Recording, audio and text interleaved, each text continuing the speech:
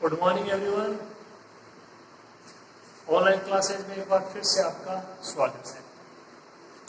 और कल अपन ने थोड़ा सा रियल एनालिसिस आपका पेपर है उसका बेसिक पढ़ा। उम्मीद है आपको वो समझ में आया होगा, आपने उसको ध्यान से पढ़ा होगा। आज अपन जो इसका नेक्स्ट लेक्चर समझ सकते हो, दूसरी क्लास है, उसमें आप और देखिएगा जो आपके सिलेबस में। ठीक है, तो मैंने आपको बताया अनुक्रम, वास्तविक अनुक्रम। वास्तविक अनुक्रम कोई फलन है एफ, वो एन से आर में डिफाइन होना चाहिए। फिर आपको मैंने एग्जांपल ही बताया था कि अनुक्रम के पद आप किस प्रकार से लिखो। ठीक है, एक दो और देख लीजिए, उसके बाद में अपन आगे बढ़ते हैं।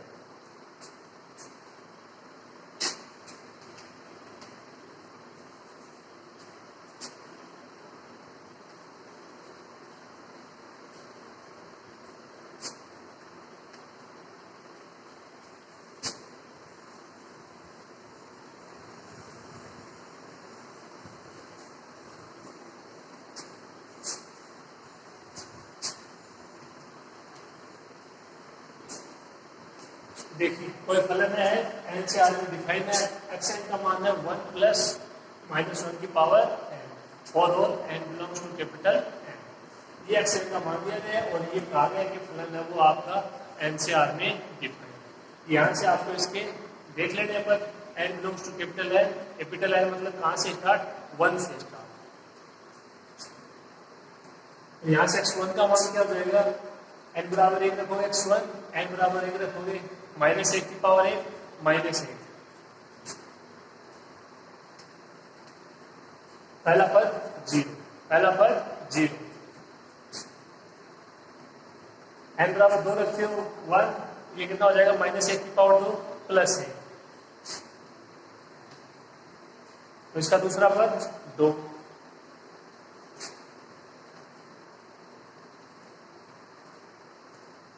इसका तीसरा पद भी 0। और कैसे, n बराबर रखते हो 3, यहाँ से कितना हो जाएगा -1 की पावर 3 -1 1 -1 0। समझ आ गई बात। x4 1 + 1 2, x4 1 + 1 2, n बराबर कितना रखोगे 4, कितना हो जाएगा 1 प्लस -1 की पावर 4 +1 1 + 1 2।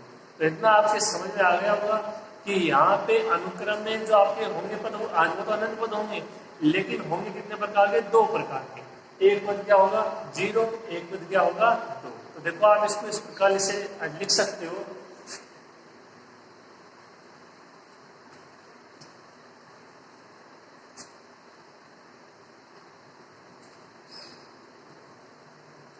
Zero to 0 2। पहला पद 0, दूसरा पद 2, तीसरा 0, चौथा 2, इसी प्रकार आगे से। या आप देखो इसको ऐसे भी लिख सकते हो,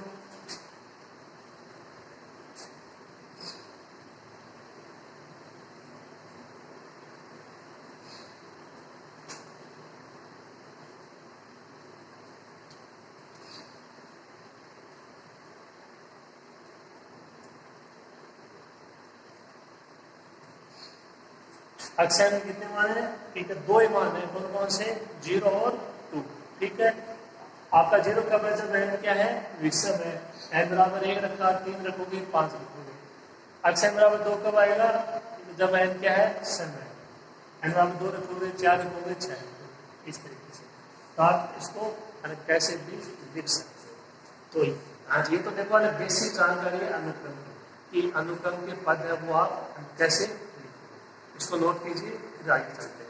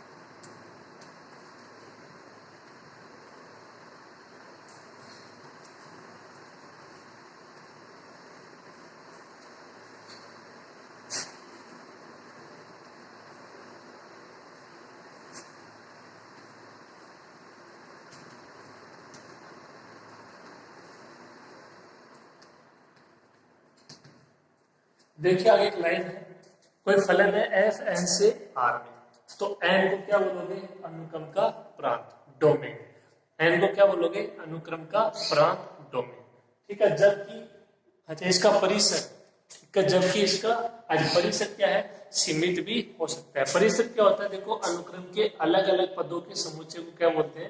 परिसर बोलते हैं। जैसे उसमें आज कुल कितने प्रकार के अवयव है, तो देखो अभी अपन ने जो एग्जांपल किया था उसमें अवयव आए थे 0 और 2, 0 और 2। हालांकि उसमें बहुत सारे पद थे, 0 2 0 2 0 2, लेकिन दो ही प्रकार के पद थे। इसका मतलब उस अनुक्रम का परिसर क्या होगा?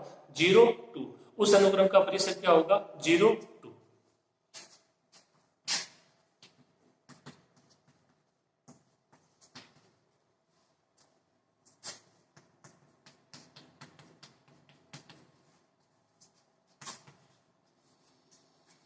अभी मान लो कोई अनुक्रम x है और उसमें इस प्रकार के पद आ रहे हैं, ठीक है, 1 -1 1 -1 1 -1, तो इसका परिसर क्या हो जाएगा? 1 -1। इसका जो परिसर हो क्या हो जाएगा? 1 -1। इसका जो मान है वो वही 1 और -1 के बीच में है।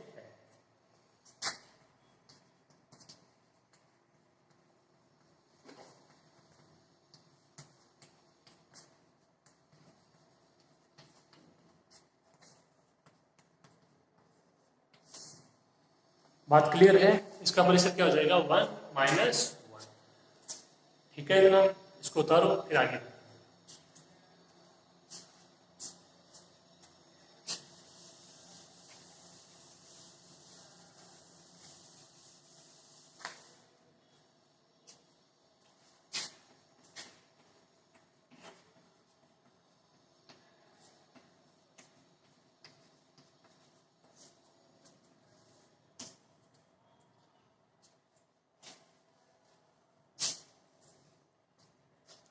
देखिए, परिपद अनुक्रम इंपॉर्टेंट परिभाषा है, ठीक है, आपके एग्जाम्पल में भी काम में आएगी और थ्योरम। सिंपल सी परिभाषा है, आप इसको अच्छे से सुनिएगा और अच्छे से फिर समझने के लिखने की कोशिश कीजिएगा, ठीक है।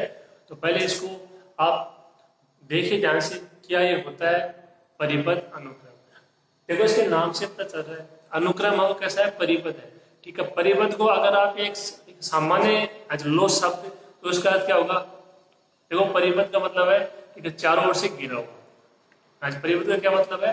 चारों ओर से घिरा हुआ। तो सिंपल सा अर्थ ये है कि जो अनुक्रम अक्षर है उसका जो होंगे पद वो आज किन्हीं दो मानों के बीच में होंगे। एक मान इधर होगा, एक मान इधर होगा, बीच में अनुक्रम के सारे पद आ जाएंगे। तो आप उसको क्या बोल दोगे? परिपद अनुक्रम। उसको क्या बोल दोगे? परिपद अनुक्रम। ये इसकी सिंपल सी परिभाषा, ठीक है। अब उन दोनों मानों को आप बोलते क्या हो, वो आगे की बात है। देखिए,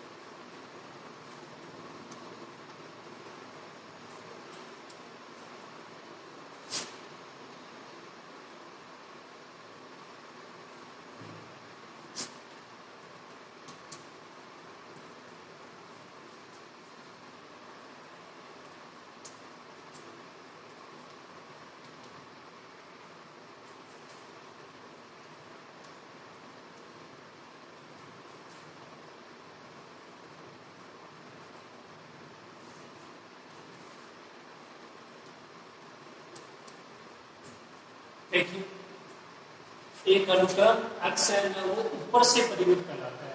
देखिए, अभी यहाँ पे आपको दो बार देखना है, एक ऊपर से परिमित, एक नीचे से परिमित। इसका अर्थ समझा दें, पहले आप इसको समझिए। ऊपर से परिमित कहलाता है तब यदि एक वास्तविक संख्या के इस प्रकार से विद्यमान है कि अक्षर less than equal to K for all N belongs to capital है। N belongs to capital N का मतलब आपको बता चुका हूँ, यहाँ से आप मान रखोगे तो पता आ जाएंगे अनुक्रम के x1 आ जाएगा, x2 आ जाएगा, x3 आ जाएगा, x4। तो मतलब जो अनुक्रम के पद हैं, ठीक है, वो सारे पद उनमें से जो आपकी संख्या होगी वो क्या होगी? अनुक्रम के पदों की या तो बराबर होगी या फिर क्या होगी? छोटी होगी। ठीक है। अब जैसे मान लो आपके अनुक्रम के पद आ रहे हैं 1 2 3 4, ये आ रहे हैं, और जो के है आपने वो ले ली 5। तो आप देख सकते हो 1 2 3 4 है, वो क्या है आपके 5 से छोटी है। और मान लो अनुक्रम के पद है 1 2 3 4, और आप जो के उसका भी मान ले रहे हो 4, तो 4 वो 4 के तो हो जाएगी बराबर, और 1 2 3 से क्या हो जाएगी बड़ी, ठीक है। या 1 2 3 है वो 4 से क्या हो जाएंगे छोटे हो जाएंगे। तो बात क्लियर है ना, सिंपल सी वही भाषा है कि जो आपका अनुक्रम एक्स है वो ऊपर से परिबद्ध कहलाता है यदि एक वास्तविक संख्या के इस प्रकार से विद्यमान है कि एक्स है लेस देन इक्वल टू के। जो आपके थ्योरम और एग्जांपल है उसमें आपको ये कंडीशन पता होनी चाहिए कि भाई कोई आपका अनुक्रम है वो ऊपर से परिबद्ध है, तो उसकी कंडीशन क्या होगी एक्स है लेस देन इक्वल टू के, जहाँ पे के क्या है कोई वास्तविक संख्या एन बिलोंग्स टू कैपिटल, ठीक है। आगे देखिए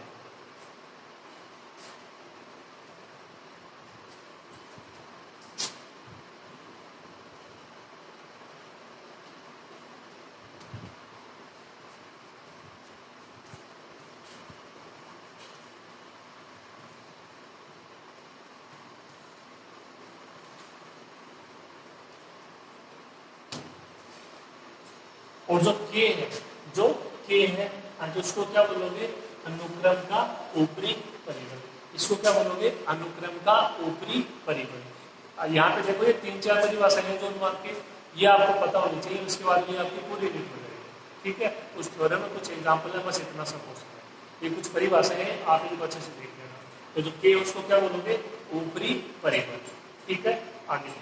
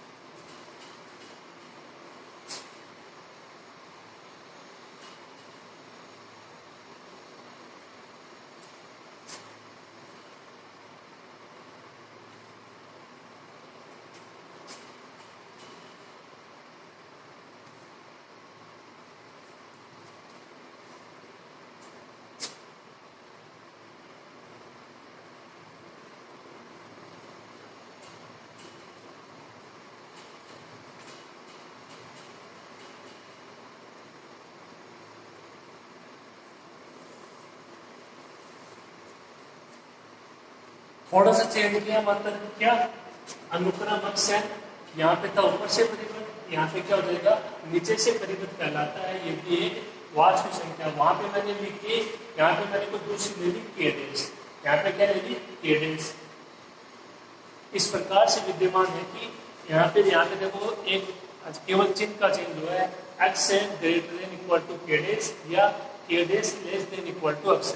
ये किसी जगह तो आप इनको किसी भी तरीके से लिख सकते हो। इसका क्या मतलब हुआ कि जो अनुक्रम के पद हैं वो या तो आज केडेस के बराबर है या केडेस से बड़े हैं।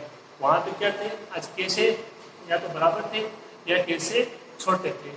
समझ में आ गई बात, कहाँ पे इसमें चेंज करना है। ऊपर से परिबद्ध की कंडीशन एक्स है लेस देन इक्वल टू के जहाँ पे कोई वास्तविक संख्या है, ठीक है। नीचे से परिबद्ध की कंडीशन एक्स है ग्रेटर देन इक्वल टू केडेस, जहाँ पे केडेस कोई वास्तविक। इंपॉर्टेंट ये है जो आपको पता होना चाहिए, ठीक है। जो केडेस है इसको क्या बोल दोगे निम्न परिबद्ध, इसको क्या बोल दोगे निम्न परिबद्ध।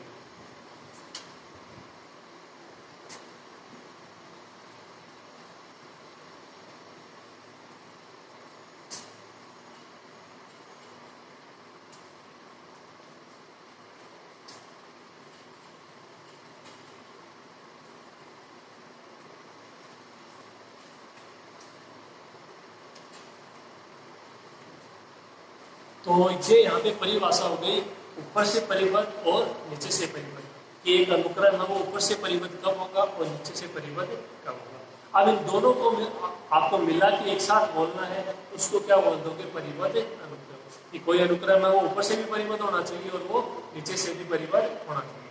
अगर दोनों से हो गए तो उसको क्या बोल दोगे परिबद्ध अनुक्रम। इसीलिए आपको इनकी दोनों की परिभाषा अलग अलग लिखनी है। ठीक है, ये परिभाषा थी, आप इतना नोट कीजिए, फिर आगे करते हैं।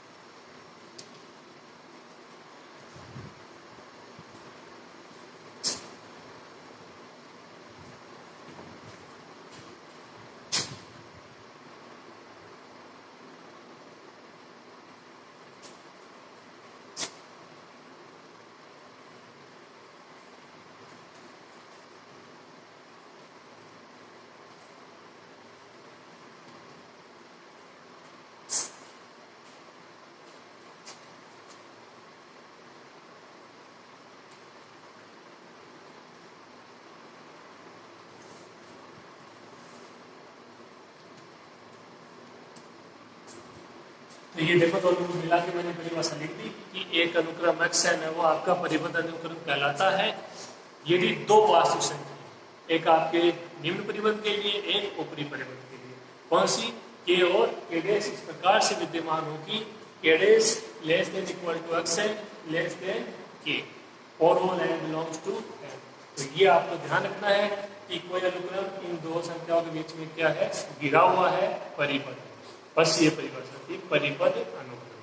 ठीक है, समझ में आया होगा, ये आपको ध्यान रखना है। ठीक है,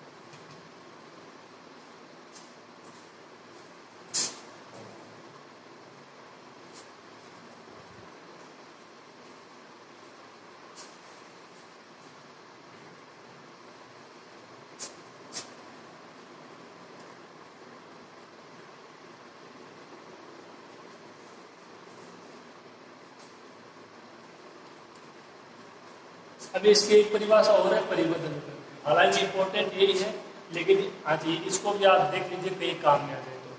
क्या है देखो, एक अनुक्रम xn है वो परिबद्ध अनुक्रम कहलाता है यदि क्या एक वास्तविक संख्या n, ठीक है, कैपिटल n, एक वास्तविक संख्या कैपिटल n इस प्रकार से है कि xn का मापांक, इसको बोलते हैं मापांक मोड, मतलब इसका मान है वो, इसका कोई भी पद है उसका जो मान होगा वो माइनस में नहीं होगा।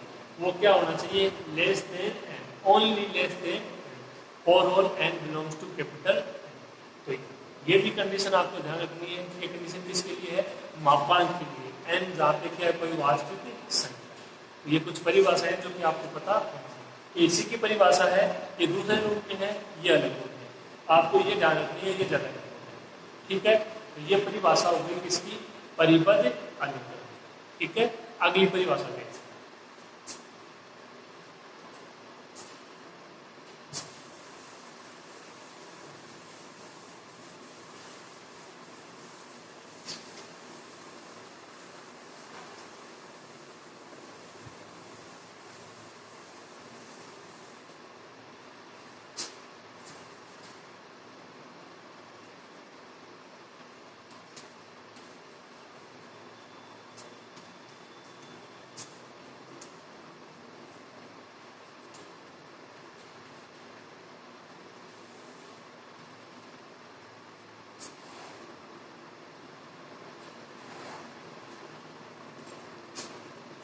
अगली परिभाषा है, कोई भी अनुक्रम है आपको उसके ज्ञात करने हो उच्चक तथा निम्न। आपको उसको आज क्या ज्ञात करने हो, उच्चक तथा निम्न, कि भाई अनुक्रम है इसका उच्चक ज्ञात कीजिए और इसका निम्न। तो ध्यान से देखिए, पहले आप सुन लीजिए, उसके बाद में यहाँ पे आपको समझा दूंगा। कोई भी मान लो अनुक्रम है वो ऊपर से परिबद्ध है, तो इसका मतलब इसका ऊपरी परिबद्ध होगा। अभी देखा आपने, इसी प्रकार यदि वो नीचे से परिबद्ध है तो उसका निम्न परिबद्ध होगा। ठीक है, तो देखिए जो आपके ऊपरी परिबद्ध है, जो आपके क्या है ऊपरी परिबद्ध है, तो ऊपरी परिबंधों का न्यूनतम अवयव, ऊपरी परिबंधों का न्यूनतम अवयव है वो क्या कहलाएगा, अनुक्रम का उच्चक। ठीक है, इसी प्रकार से जो उसके निम्न परिबंध है, जो उसके निम्न परिबंध है, उनका उच्चतम अवयव क्या कहलाएगा, निम्न। थोड़ा सा आज आपको कंफ्यूज नहीं होना। देखो, ऊपरी परिबंधों का न्यूनतम अवयव उच्चक, निम्न परिबंधों का महत्तम या उच्चतम अवयव निम्न। मैं इसको लिख देता हूं, एग्जाम्पल करते हैं, आपको अच्छे से समझ में आ जाएगा। ठीक है, देखो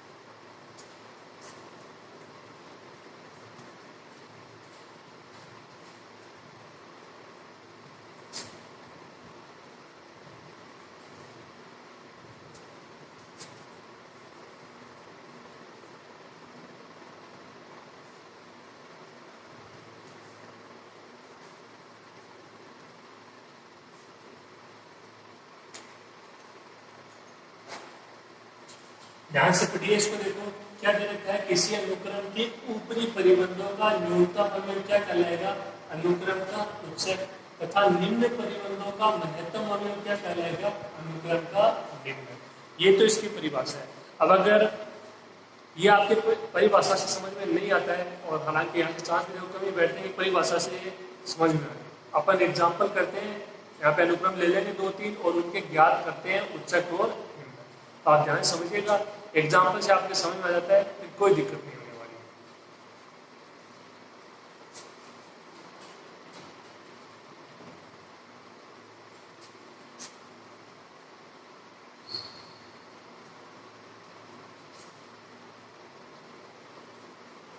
ये देखो, कोई अनुक्रम x है, उसका मान दिया गया 1/n for all n belongs to capital N। तो सबसे पहले अपन ज्ञात कर लेते हैं इसके अवयव। अवयव ज्ञात करने के लिए n बराबर 1 2 3 अप्लाई कर दीजिए। देख लीजिए x1 x2 x3 के मान क्या आते हैं।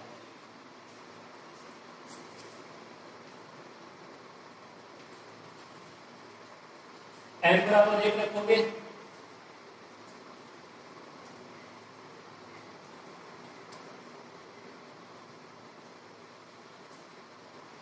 ये इसके अवयव x1 x2 x3 x4 x5। अब यहाँ से x1 का मान बता दीजिए। n बराबर 1 रखते हो, 1 क्या जाएगा, यानी जो अनुक्रम है उसका पहला पद 1। n बराबर 2 रखते हो, 1/2। n बराबर 3 रखते हो, 1/3।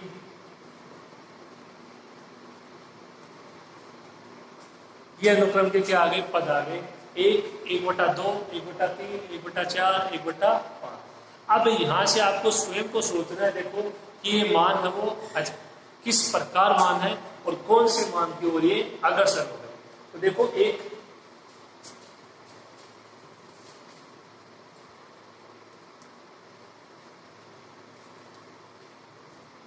इस पे देख लेते हैं अपन। पहला मान 1 यहाँ पे हो जाएगा, फिर 1/2, 1/2 कहाँ पे मिलेगा, यहाँ पे हो जाएगा, फिर 1/3, देखो 1/2 कितना होता है 0.5 होता है, 1/3 0.3, 1/4 0.25, 1/5 0.2, ठीक है। फिर इधर आ जाएगा, फिर इधर। बात समझ गए ना? मतलब ये धीरे धीरे एक से किसकी ओर अग्रसर हो रहा है, हम 0 की ओर। ये अपन आसानी से देख सकते हैं कि पहला मान इसका था 1, ठीक है, और इसके बाद के जो आगे के मान है उनमें आप इतना बोल सकते हो कि धीरे धीरे अनुक्रम की पद है वो 0 की ओर अग्रसर हो रहे हैं। इतना क्लियर है? फिर देखो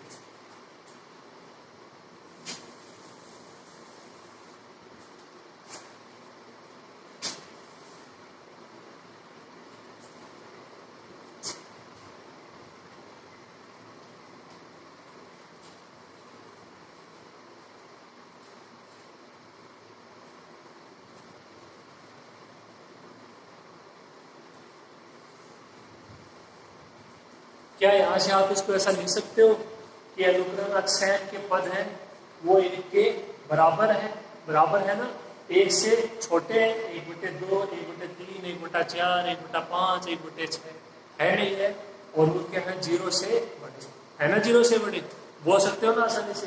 तो इस तरीके से इसको लिखोगे 0 लेस देन अक्षयन लेस देन इक्वल टू 1। तो इसका बताइए निम्नक तो क्या हो जाएगा और उच्चक क्या हो जाएगा? इसका निम्नक तो क्या हो जाएगा 0 हो जाएगा, और इसका उच्चक क्या हो जाएगा 1। समझ रहे हो ना? अच्छा यहाँ पे मान लो 1 है, तो 1 से आपको बड़े मान मिल सकते हैं। 1 ले लीजिए, 1.3 ले लीजिए, 1.5, फिर 2 ले लीजिए, तो वो क्या हो जाएंगे ऊपरी परिबंध। ऊपरी परिबंधों का न्यूनतम अवयव क्या है? 1 ही तो है उनमें से, 1, 1.5, 2, 2.5, इस तरीके से। इसी प्रकार ये आपका निम्न परिबंध, ठीक है, निम्न परिबंध क्या है? 1/2 है, फिर 1/3 है, फिर 1/4 है। इस तरीके से ये कहाँ पे जा रहा है? ये आपका 0 की ओर अग्रसर हो रहा है।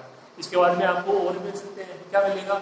-1 मिलेगा, -2 मिलेंगे, -3 मिलेंगे। तो 0, -1, -2, -3 ये आपके क्या हो गए निम्न परिबंध। और इनका महत्तम मान मतलब इनमें सबसे ज्यादा मान, तो आप दे सकते हो -1, -2, -3, 0, इनमें कौन सा ज्यादा होगा? 0। इसका निम्न 0, उच्चक 1। समझ में आया होगा अच्छे से, ठीक है। और देखिए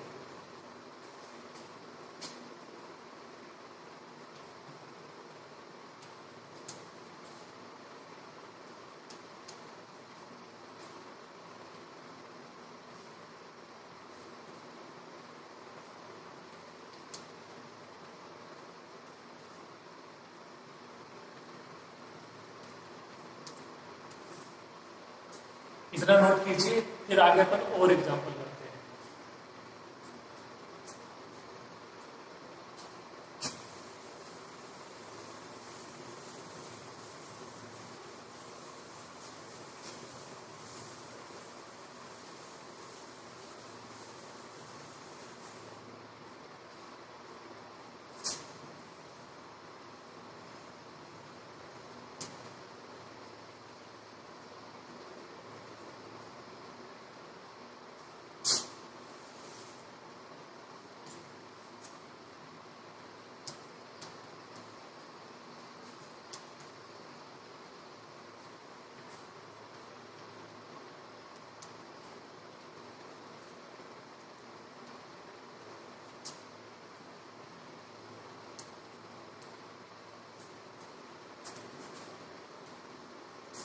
दो एग्जाम्पल है, ठीक है।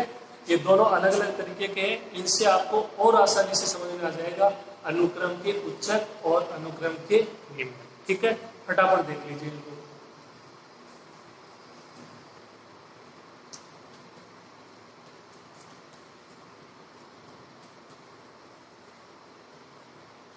ये अनुक्रम के पद हो जाएंगे, ठीक है। इसका पहला पद बोलो, एन से कितना रखोगे? 1, कितना जाएगा? 1। एन की जगह कितना रखोगे? 2, 2 का स्क्वायर 4। इसका दूसरा पद 4, एन की जगह 3 रखोगे 9, तीसरा पद 9, फिर 16, 25, इस तरीके से। तो कुछ समझे यहाँ से? इसका पहला पद 1 है, दूसरा पद 4 है, 9 है, 16 है, 25 है। तो इसका मतलब ये हुआ कि इसका जो आपका निम्न मान है वो तो 1 है, लेकिन जो ऊपरी मान है वो अपन पता नहीं लगा सकते। देखो फिर 4 हो गया, फिर देखो 9 हो गया, 16 हो गया, 25 हो जाएगा, 36 हो जाएगा। समझ रहे हो ना इस तरीके से? तो मतलब अपन फिक्स बोल नहीं सकते। जैसे अपन ने बोला कि 1 से कहाँ की ओर अग्रसर हो रहा है, 0 की ओर। तो इसके लिए क्या बोलोगे? इसके लिए ये बोलोगे कि ये जो आपका अनुक्रम है एक्शन, ये नीचे से तो परिबद्ध है लेकिन ये ऊपर से परिबद्ध नहीं है। और कोई भी अनुक्रम यदि वो आज एक तरफ से अनुक्रम एक तरफ से परिबद्ध है, चाहे वो ऊपर से हो चाहे नीचे से, और एक तरफ से नहीं हो, तो वो परिबद्ध अनुक्रम नहीं होगा। परिबद्ध अनुक्रम तभी होगा जब वो दोनों तरफ से क्या होगा, परिबद्ध होगा, जब वो ऊपर से भी होगा और नीचे से। तो इसका मतलब X N is equal to N square एक परिबद्ध अनुक्रम नहीं। क्यों? क्योंकि नीचे से तो परिबद्ध है, एक मान है इसका निम्न, लेकिन ऊपर का मान अपने को पता ही नहीं है कि किस की ओर अग्रसर हो रहा है। एक के बाद में डायरेक्ट 4 पे चला गया, फिर 9 पे चला गया, 16 पे चले गए, 25, 36, 49। समझ रहे हो ना? इस तरीके से आपको कम से कम इतना आइडिया लगना चाहिए कि पहला मान क्या है, उसके बाद के मान है वो किसकी ओर अग्रसर हो रहे हैं। कोई ना कोई एक फिक्स मान आपको चाहिए उसके क्लोज का। ठीक है इतना?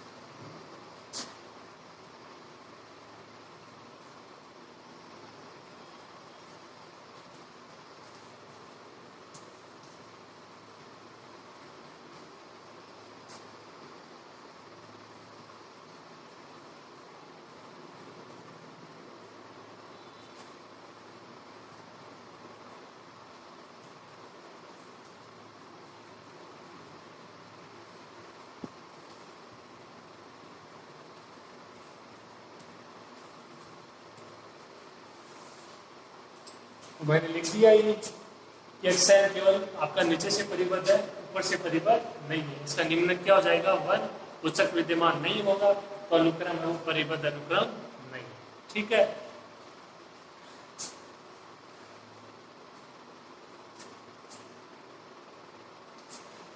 इसको देख लीजिए आप। तो अब तक के 2 एग्जाम्पल वो और इनमें थोड़ा सा अंतर है कि यहाँ पे तो योग के रूप में दिए गए अपन। ठीक है? तो यहाँ से सबसे पहली बात तो आपको अनुक्रम के पद निकालने आना चाहिए।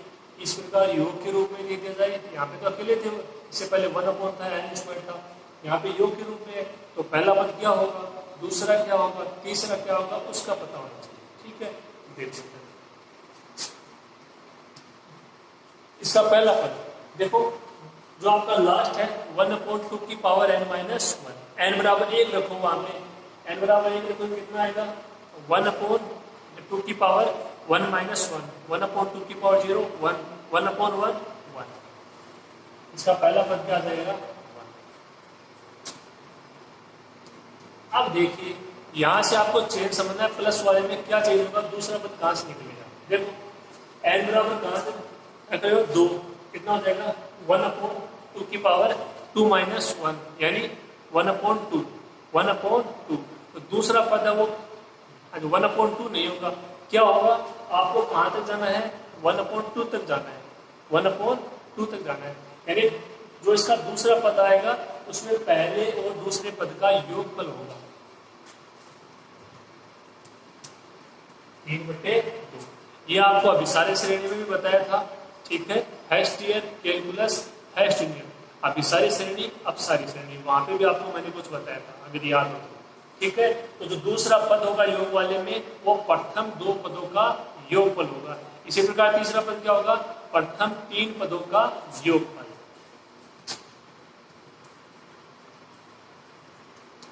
1 + 1/2 और प्लस 1/4। ठीक है? कितना हो जाएगा? ये एलसीएम आ जाएगा 4, 4, 2, 6, 1, 7,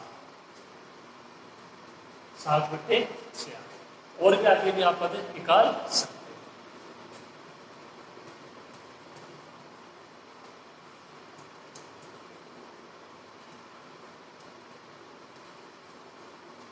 पहला पद कितना है? 1, दूसरा पे देखो 3/2 और 3/2 यानी 1.5 1.5। फिर अगर 7/4 कितना हो जाएगा?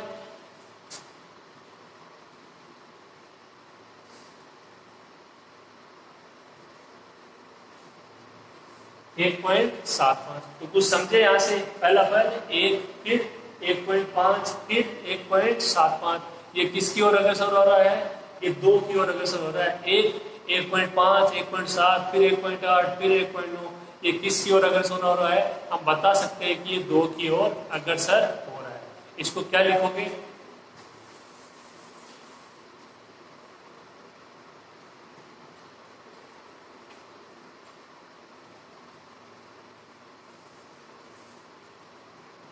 वन 1 के बराबर है, लेस देन इक्वल टू अक्सन ही, यानी जो अक्सन है उसका मान जो उसके पद है वो 1 के बराबर है, 1 से बड़े हैं, और 2 के बराबर है, 2 से छोटे। ये सभी 2 से ना छोटे भी हैं, और लास्ट में हो सकता है कोई एक मान ऐसा हो जाए तो 2 के बराबर। इसका निम्नक 1 और उच्चक 2। इसका निम्नक 1, उच्चक 2।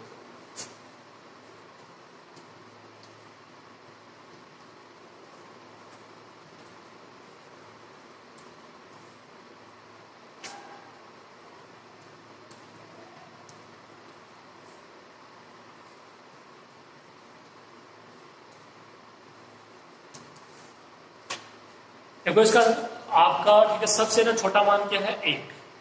ठीक है, 1 है ना।